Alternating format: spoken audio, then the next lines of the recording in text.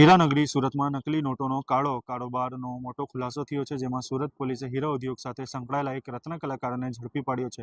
વૈષ્ણવજન તો તેને કહીએ જે પીડ પરાઈ જાનાને રે.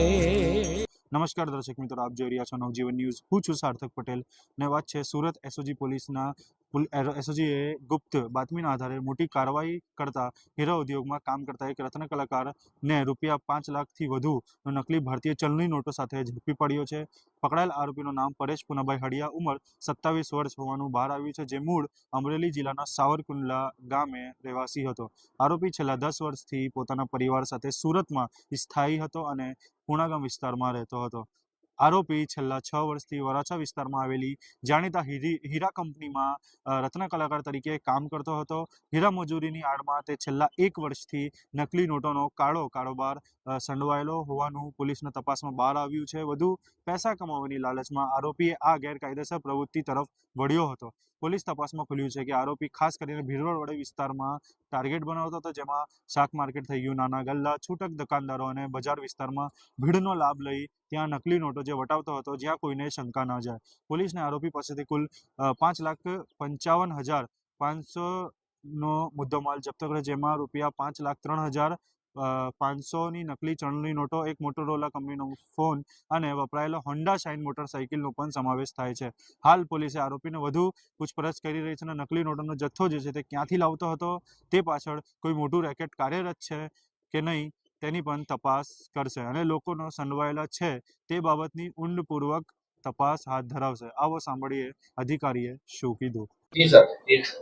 એસઓજી એક નકલી નોટો બનાવવાનું જે છે આખું રેકેટ ઝડપી પાડ્યું છે. એની અંદર જે આરોપી પરેશ હડિયા છે એને મિલી બજાર વરાછા રોડ ઉપરથી 5 લાખની નકલી નોટો સાથે ઝડપી લીધો છે. એની પૂછપરછ દરમિયાનમાં ખબર પડી કે રાજુ વાગમસી કરીને જે એનો બીજો પાર્ટનર છે એની પાસેથી આ નોટો જે લાવતો હતો, આ નોટો હાઈ ક્વોલિટી પ્રિન્ટિંગ વાળી નકલી નોટો છે ને 1 શ્રી નંબર વાળી છે, એટલે ઝેરોક્ષ કરી અને આ લોકો બજારમાં જે ભીડભાડ વાળી જગ્યાઓ હોય ત્યાં પાનના ગલ્લા ઉપર, જે શાકભાજીની લારીઓ હોય અને જે ખાણીપીણીની દુકાનો અથવા લારીઓમાં ખૂબ ભીડ રહેતી હોય ત્યાં લોકો સર્ક્યુલેટ કરતા હતા. મોટે ભાગે વરાછા, સરથાણા, કાપોદરા એરિયામાં આ નોટો સર્ક્યુલેટ કરવાનું કામ કરતા હતા.